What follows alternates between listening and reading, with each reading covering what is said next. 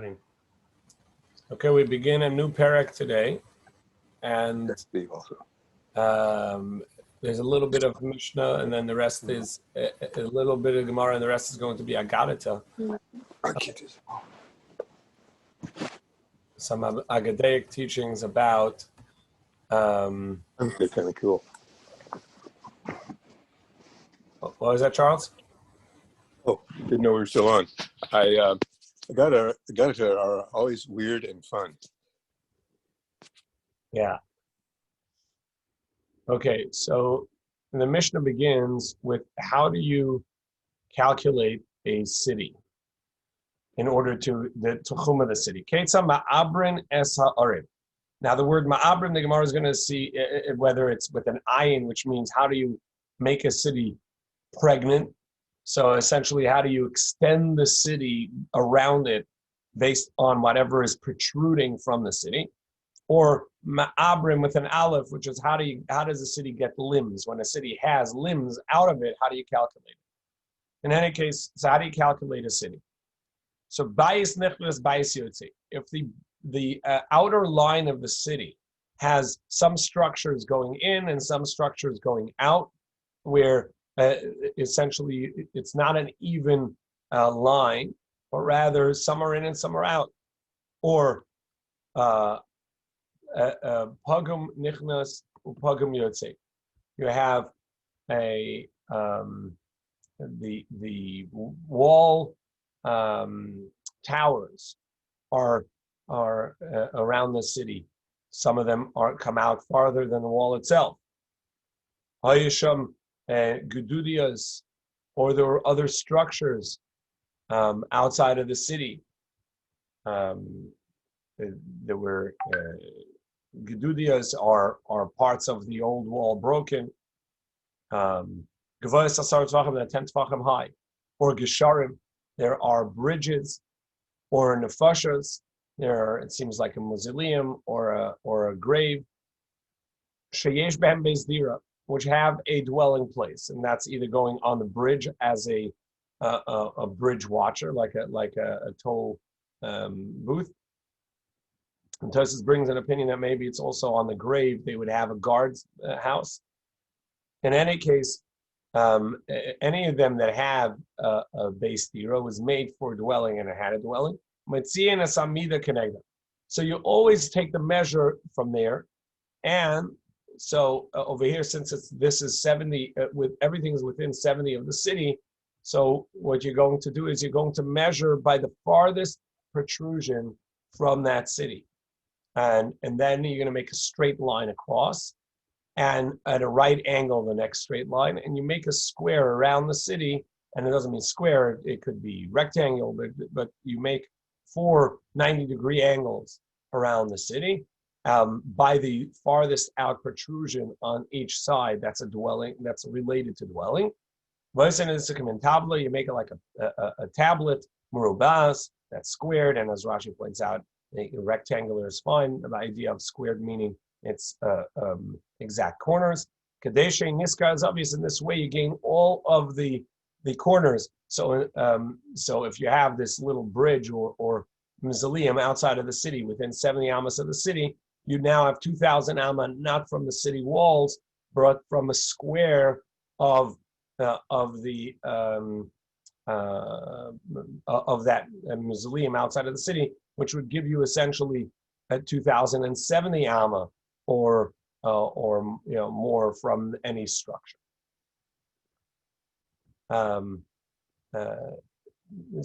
Such as the same with these bridges. It would be from wherever the dwelling and a house is, from a mausoleum and graves. This is the way you always get it. And since you do 2,000 amma squared, you'd actually have on the direct corner angle all the way, you'd get another 1 3/5 of that, so 2,800 amma off to the corner from wherever that square is.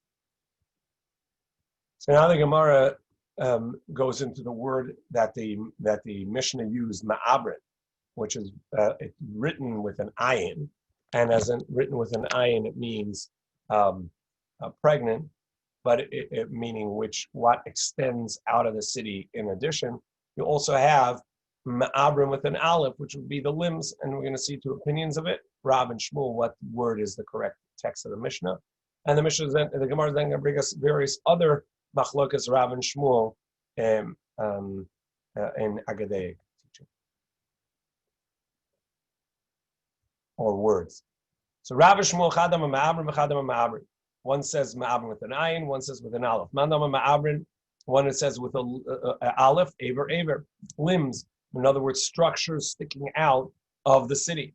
Amanda tani ma'abrin ki isha ubara. And one says with an ayin, it's like a pregnancy, meaning an extension out from the city that's protruding. Maras machpela. Now the Torah calls the grave where Avram and Sarah were buried, Ma'aras machpela, the cave of the double. Rav and Shmuel disagree about it. One says it's two rooms, one inside the other. And one says it's one room above the other. The one that says one on top of the other, that's why he calls it double. But if we call it a cave of one room within the other, my machpela, what does it mean that it is double? That it's double in the pairs, as the pairs are Avram and Sarah, so that's a double. It's got a pair in it. Yitzchak and Rivka, Yaakov and Leah. Mamre Kiryas Arba. Mamre, the village of the four. What is the village of the four? Amr Rabbi Yitzchak Kiryas Arba Zugas. It is the village of the four pairs that are buried there. Adam v'Chava. Not only is Avram and Yitzchak buried there, Avram and Sarah, and Yitzchak and Rivka, Yaakov and Leah, but also Adam and Chava were buried there. Adam and Chava, Avram and Yitzchak, Avram and Sarah, Yitzchak and Rivka, Yaakov and Leah. Vayibi me Amraphel. And it was in the days of Amraphel. This is the battle of the 4 and 5 kings, where Lot is captured and taken captive, and Avram goes to fight and free him and frees the king of Sodom. So Rav Shmuel, Chadamar Nimrod Shema. One says that Amraphel's name is really Nimrod. Why is he called Amraphel? Sha'amar v'hipil, because he decided to try and bring down the kingdoms that were around at the time of Avram, or through Avram Avinu, because by his decree, Avram Avinu, because Avram Avinu was thrown into the fire pits by him, by his decree. Really, that was his name, Amraphel. Nimrod. Why is his name Nimrod? That he brought everyone to rebel against Hashem's kingdom. Another machlokas of Rav and Shmuel on a meaning in the Torah. It says by the beginning of the enslavement of Bnei Israel, and a new king rose over Egypt. Was it a new king, a new kingdom, or was it one who ignored the previous king's teachings and ideas? So Rav Shmuel Chadam Chadash Mamish. One says a new kingdom. One says no, that it was a new decree. One who says it was a new king, because it says new. The one that says that it was a new decrees, because it does say he died and a new one king reigned. But according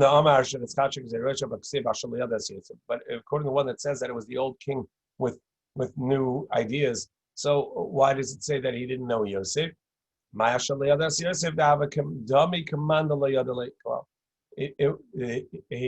He acted as if he did not know Yosef and Yosef's people.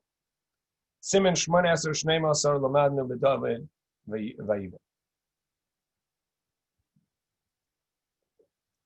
Amar Rabbi Yochanan. Rabbi Yochanan said, "Yudches Yavim Gedalti Eitzor Rabbi Shai B'Rebbe." I grew tremendously from 18 days that I studied by Rabbi Shai B'Rebbe, but I didn't learn anything from him. Ela Dabaracha, besides for one matter. But Mishnah Seinu, in regards to our Mishnah. Ketzad ma'avrim sa'arim ba'alef. That he read our Mishnah with an aleph. How do you make limbs to the city, or how do you deal with the limbs of the city, the protruding structures and buildings that are outside of the city? Gemara says, "Aini, it's not so, because Rabbi Yochanan said that he learned by Rabbi Shaiba Rebbe. Rabbi Shaiba Rebbe had 12 students. And I studied. I grew 18 days amongst them. And I learned the heart of each one of them, and the wisdom of each one of them. That means the depth of their understanding, and the breadth of their understanding, and the sharpness of their understanding." So the Gemara says it's true that he learned how smart they were, but not anything from his teacher. But not any teaching from the teacher. Or perhaps, or he was able to understand the students and learn from them, but he could not understand the teacher and did not learn from him. Or what he says that he learned one thing. It's one thing about our Mishnah he learned, and that is that the word aleph, that the word is with an aleph and ma'amr. Rabbi Yochanan further said about that time, when we were studying Torah by Rabbi Shaya, and there were so many students trying to listen and understand that in one amma we had 4 students cramped in. And Rebbe said, Rabbi Yudanasi, he said that when we were studying Torah by Rabbi Elazar Shamua, we squeezed 6 people into one amma, very cramped. Rabbi Yochanan, Rabbi Shaiba Rebbe Bedora, Rabbi Meir Bedora. Rabbi Yochanan, who said that in a few of the versions that he couldn't understand and couldn't study and learn from Rabbi Shaiba Rebbe, said Rabbi Shaiba Rebbe is like Rabbi Meir in his generation, just like Rabbi Meir in his generation.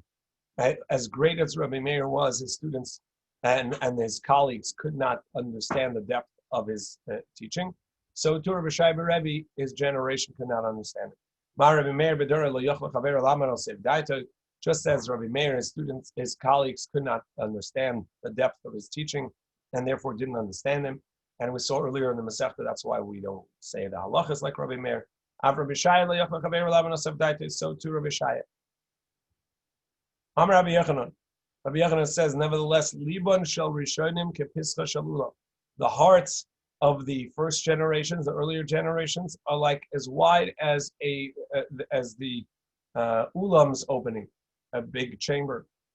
V'shel achronim, and of the later generations, kepischa shel heichal, like the opening of the heichal, smaller. Ve'anu kimlei nekev machat tzidkis, and for us, it's like a little sewing needle, like the eye of a needle of a sewing needle. So who are the Rishonim? Who are the first generation? Rabbi Akiva. His heart, meaning the depth of his understanding, is like the opening to the ulam. Rabbi Achronim were the later ones. Rabbi Elazar B'Shemua. Ikadami, that those that say Rishonim Rabbi Elazar B'Shemua, that when he said the earlier ones, he meant Rabbi Elazar B'Shemua, and Achronim Rabbi Shaiba Rebbe, and its later generations he meant Rabbi Shaiba Rebbe. But anu kamlei nekev machat tzidkis. For us, it's like a nekev machat, like a tiny eye of a needle. Ama Abaye. Abaye said, "Vanan kisichta beguda legemara." And for us to understand the reasonings of halacha, it's like a peg that's being forced into a fence, into a brick fence where there's a little hole and you're trying to stick a peg in. It doesn't go. It doesn't fit right, and it doesn't really go in very clearly and very easily. So too for us to understand the reasonings of the halacha, it's difficult for us. Amar Rava similarly said, "Vanan ki it's bata bekira l'svara," for not only the background of halacha, but also to come up with logic and proper thought. It's like a finger into hardened wax. Your finger gets a little greasy and waxy, but you're not really penetrating and getting the depth at all. Amar Avashi Ananki, it's bata the bira lashikha. And how easy is it for us to forget? Like a finger into a well. You're not even, it's right, it's all airspace. Nothing but net, right in. So too over here, we learn something and then we immediately forget it. It's so easy for us to forget our teaching. Amar Rabbi Yehuda Amar Rav, Bnei Yehuda shekpidu al lashonim neskayim Torah samiyadam. The children of Yehuda who were very careful with the Torah, therefore they, with their language about Torah, they were able to retain their Torah teaching. And Bnei Kollel, however, the inhabitants of the Galilee, of the north, of the Kollel, which were not so careful with their language, they did not retain their Torah. So Gemara says, is it about whether you're exacting with the language? And the first idea is that the more you repeat something in the same exact language, the more you remember it.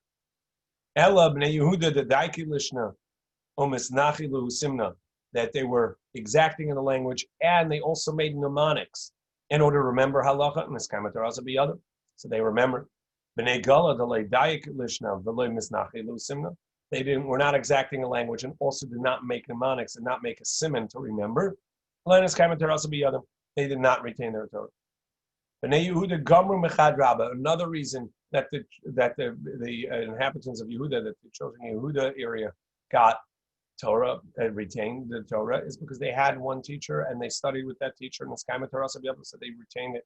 They didn't only study from one teacher, and therefore the language around halacha would change slightly, and then they would conflate them and change them and lose it. So that the halacha did not retain. They did not retain that halacha. Ravina says, you know why in Yehuda they were able to retain Torah?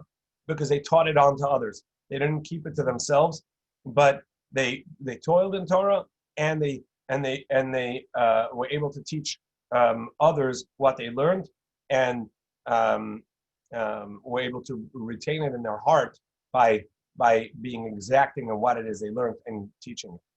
And they go to Legala Masechta.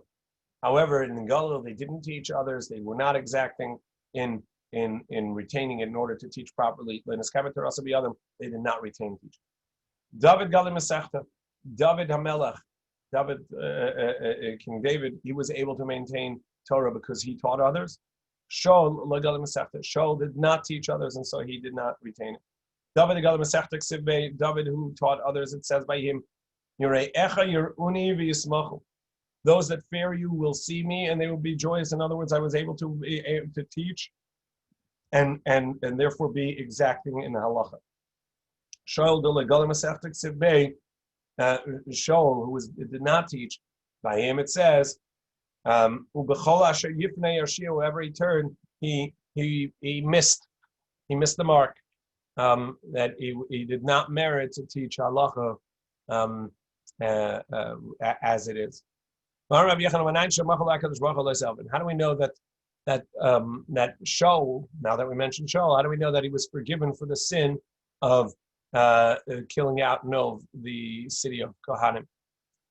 Shanamah, for it says, he went and brought up the soul of Shmuel, his teacher, and said, look, the Canaanim are going, and I can't get an answer whether I should go to battle or not. He says, yes, go to battle, and you're going to die in battle. Not only you, but your children as well. And Shmuel said it to Shaul in such words, tomorrow you and your sons are with me.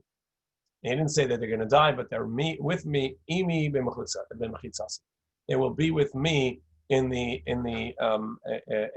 higher elevation of heavens.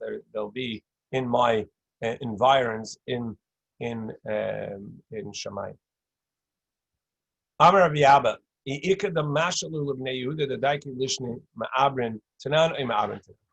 the Bnei Yehuda are careful in the language of what they learn, is there anybody that can go and ask whether our mission is with an aleph or with an ayin? limbs that are sticking out and how you measure that, or a pregnant woman, meaning a protrusion that is extending. Also, achuzu tanan, akuzu tanan. This is in regards to the halach of testing a blemish of firstborn animal, which the halacha is that if it has a blemish, it's not a kosher bachar and can't be a carbon. And the question over there is in regards to how to test a male bachar animal, whether its testes are just not, or it's missing one of its testes, or whether it just hasn't descended. And the way to do it is to have it sit down on its rump, which is the achuzo, and it's a question of whether it's with an aleph or with an ayin. Yadish she'elin she'elinu v'amrila ikadatani ma'abrin. If anybody knows, that can ask them. So it says, they said, some say abrim with an aleph, ikadatani ma'abrim with an ayin, ikadatani achuza, some say with an aleph, and some with an ayin. So now the Gemara is going to go back. Okay, so what does it mean that in Bnei Yehuda they were exacting with their language, and in Kollel they were not? So essentially, the Gemara is going to go through a whole bunch of cases of people in either Kollel or in Yehuda who, when they wanted to say something nicely, they were either clear about what they were talking about, or they used euphemisms or used phrases that were unclear as to what it is they were asking about.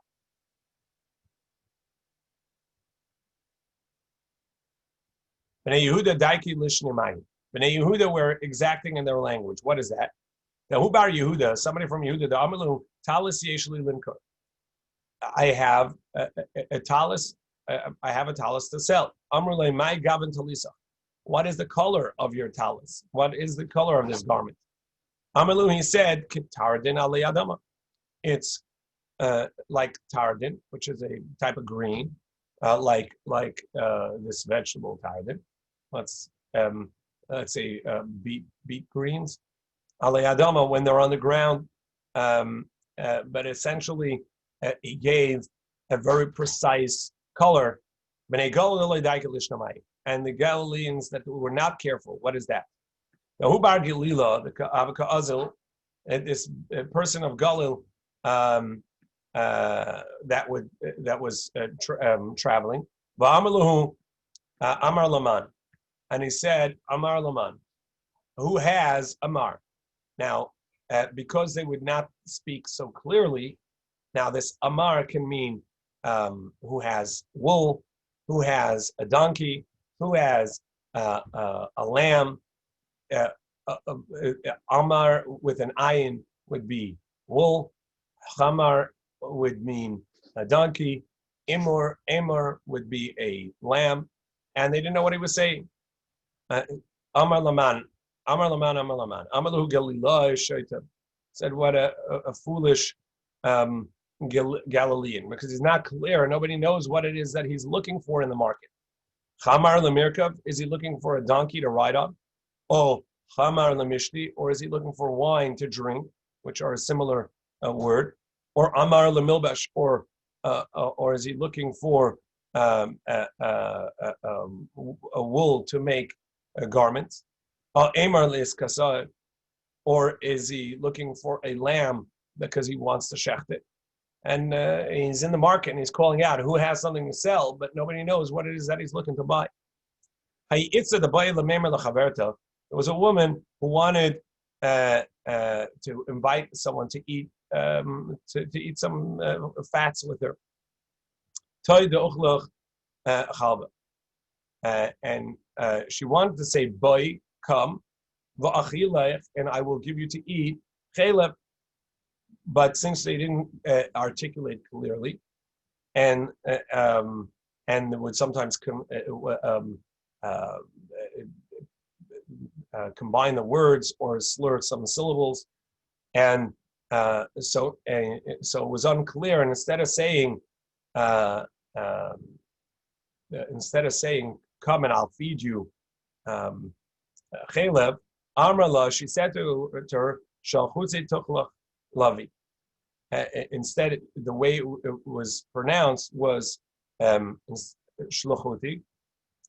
So and she meant to say shalavuti, my friend, or one or my companion. Instead shluchuti, which was I will send you, and I will throw you. Tochlich lavi, instead of tochlich chalba, it's tochlich laba, and as that it sounded like I will feed you to a young lion. So I will throw you, I will send you and feed you to a lion. There was a woman that came before judges. Amra lay, and she said, Mari Kiri. She wanted to say a Kiri with a kuf, and they had a clear pronunciation, the difference between a kuf and a kaf. And instead of saying Kiri with a kuf, which would have been master, she said Kiri with a kaf, which is a servant. So my master, she said Mari Kiri, my teacher, my servant. Taplos Havali. Now, what she wanted to say, I had a tavla hayali, which is that I had a plate, a tablet. Instead, and she said tafla havali, which is a beam. The ganvuch mean, and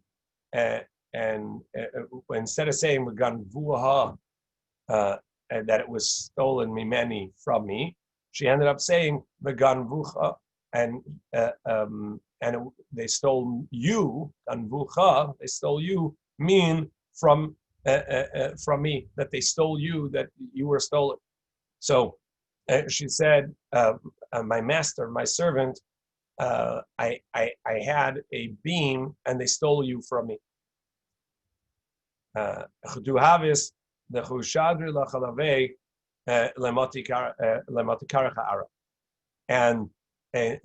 wanted to say it was large. She said that so the way she said it was so large that if they would stretch you instead of stretching it on it, and she said stretch you on it, it would not stand on the ground.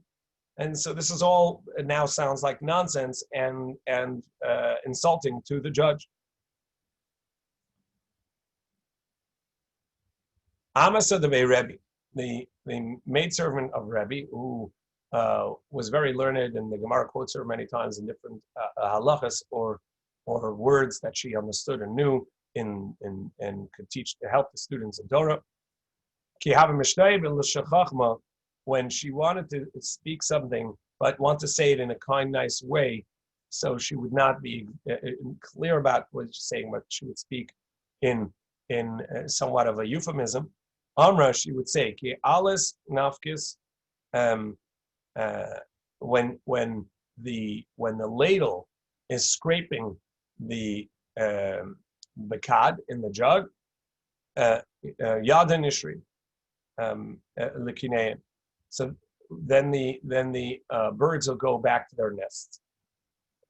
In other words, when there's no more wine left in the barrel, when the ladle is hitting the bottom of the jug, it's time for the birds to go back to the nest. It's time for the students, the guests, to go back to their homes, and there's no more food for everyone.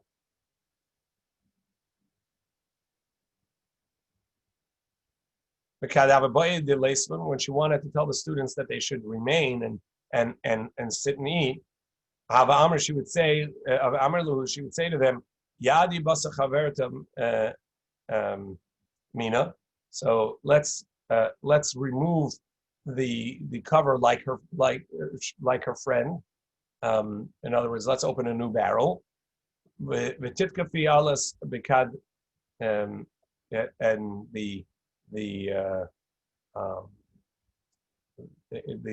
it'll float like a kad be'ilfa, like a jug in a ilfa in a larger bowl.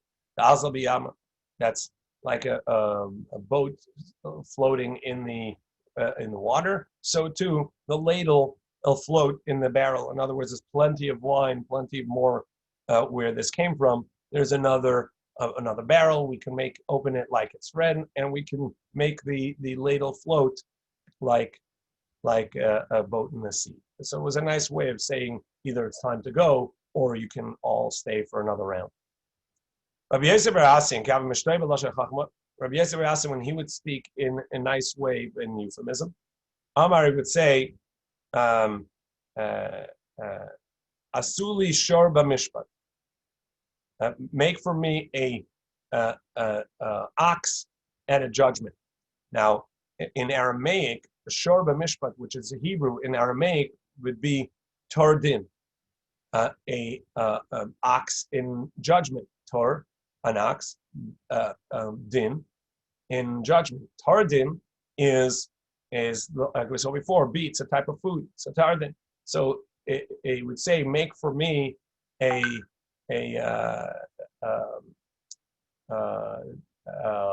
shor b'mishpat, and it was a way for him to, whoever he was speaking to know that he wanted some beets without giving it away to everyone else.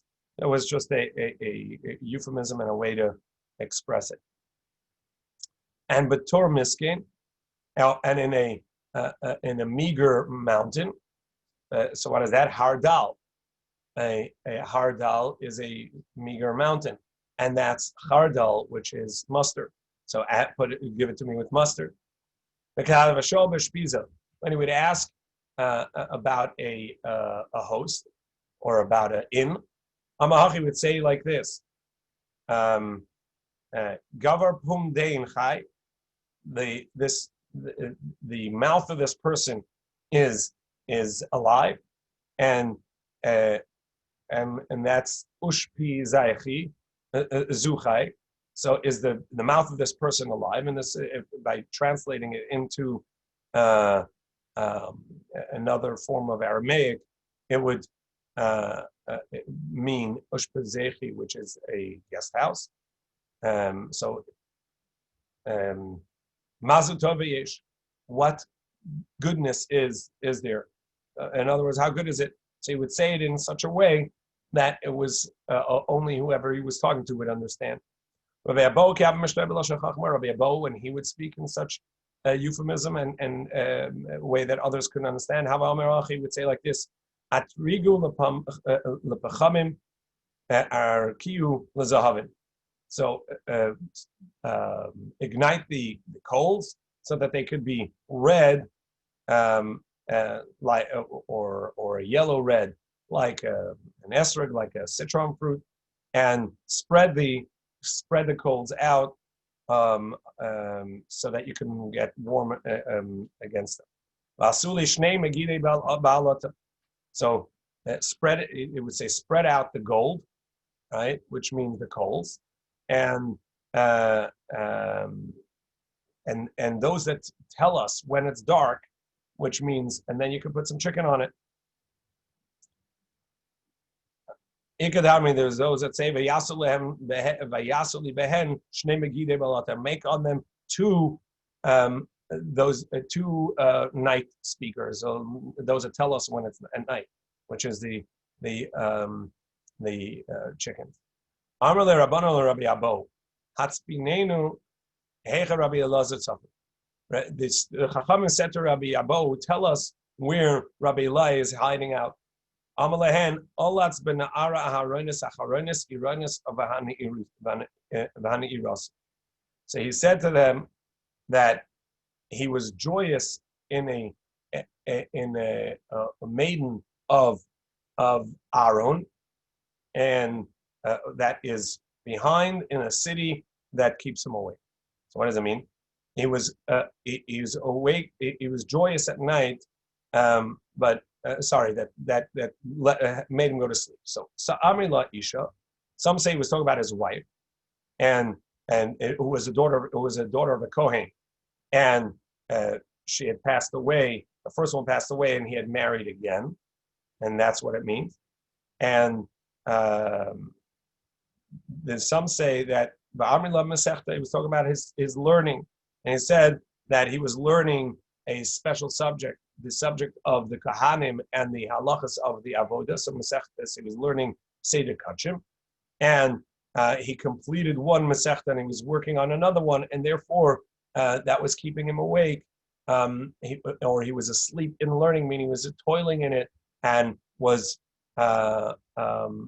so engrossed that he wasn't aware and couldn't be disturbed. Rabbi Lai, they said to Rabbi Lai, once it was in the reverse, they said to Rabbi Lai, tell us where Rabbi Abo is hiding out. He had taken advice from the prince, from the leader.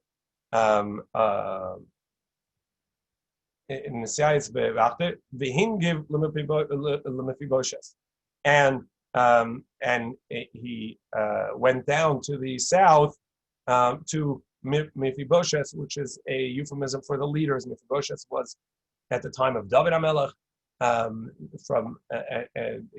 David would argue with him in halacha, and he was one of the great chachamim. So it was a euphemism for the chachamim of the south. Rabbi Shua Hanania said, no one ever had a good response to me that put me in my place.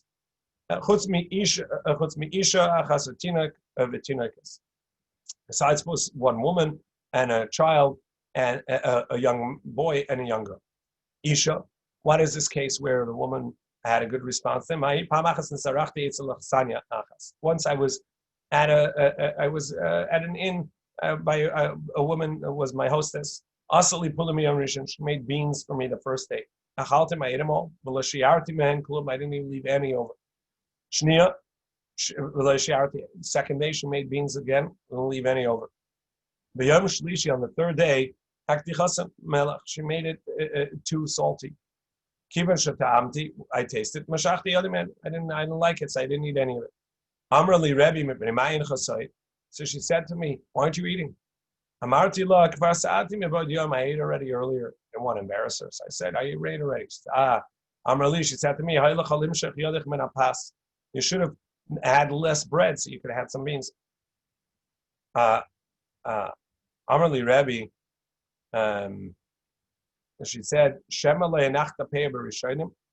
maybe it's because the first 2 days you didn't leave over any beans on the corner of the plate. But like Chachamim, did not the Chachamim say, in a pot that you're cooking, you don't have to leave any over. You can serve it all. But on the plate, it's the good manners to leave a little bit on your plate to show that you're full, and you're satisfied. And you didn't eat, when you eat it all, it looks like you're still hungry. And so maybe because the last 2 days you didn't leave any over, so now you're leaving over for them. So that was her sharp-witted response there. Tinokes, what is a young girl? Once I was traveling through a path. And my path was a path that walked through a field. And I walked through the field. I took the shortcut. So this young girl said to me, Rebbe, isn't this a field that's made for gardening, for produce? Yeah, but isn't it a walk path? Look, there's a path there already. Amrali, so she responded, the young girl responded and said, Listim kamazchak of shua. Yeah, indeed. Thieves like you have already tread this path. Tinuk, where is it that a child said something that was sharp to him, that was a good line? Once I was walking on the path, I saw a child who was there at a fork in the road. And I said to him, how can I go to the city? Said, this one is a short path, but very long. But this one is very long, but it's short. I went to the one that was short and long. I was direct up to the city. However, once I got to the city, and I realized that, however, in order to get through, I'd have to walk through private vineyards and orchards, and so I couldn't enter. So it was basically a cul-de-sac. It was a dead end. Chazarti lacheres, I came back. Amarti I said to him, Bani, Ali Amarti li katsara. Didn't you tell me this is the short route? Amarli, he said, yeah, V'le Amarti l'charuka. Didn't I say that it's also long? It's short, but long. It's the direct way, but it doesn't go through. The long way is sometimes the shorter. Neshakti b'arosha, I gave him a kiss on his forehead. V'amarti le, I said to him, Ashreichem Yisrael. Wow, how fortunate are you, Yisrael? Shakulchem chachamim gedolim. You're all such great, wise people. Atem migdolchem akatanechem, from your elderly, from your old to your young. Even your young are so sharp and so smart. Rabbi Yosef Glila avaka'azav ba'urcha. Rabbi Yosef Glila was traveling. Ashkecha leBeruria. He found Beruria. Beruria was known as the wife of Rabbi Meir, and a wise woman, a learned woman. Amar la be'ezeh derech nelech lelud. He said to her, which path can I take to go to Lud? Amra le Galila Shaita. He said, oh, Galilean, unwise. Isn't that what the Chachamim said? Don't speak more than you need to with a woman. You should have said, which way to go to Lud? Right? She spoke longer than was needed either, but that's beside the point. She said, you could have said it shorter.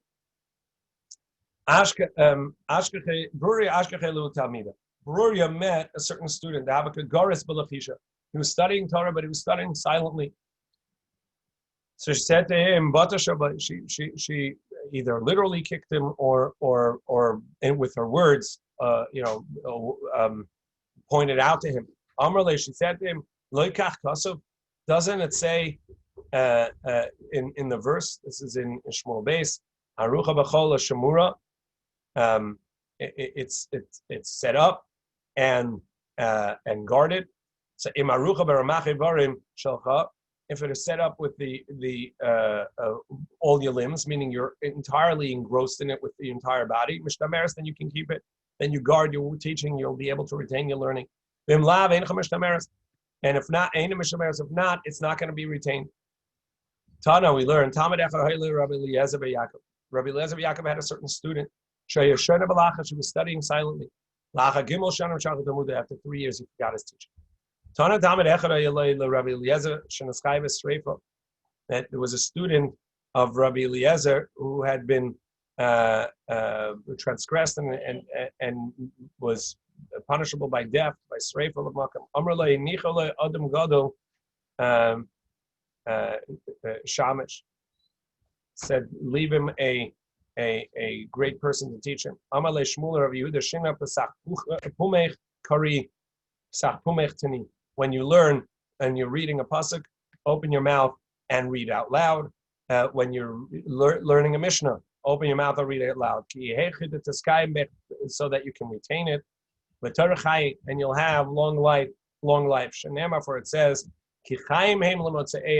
for it is alive for those that, in the simple reading, is those that find it, but the drash is lemotzi ehem, for those that express it.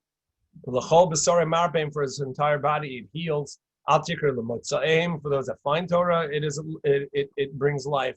Ela lemotzi ehem apeh, to those that express it clearly with their mouth.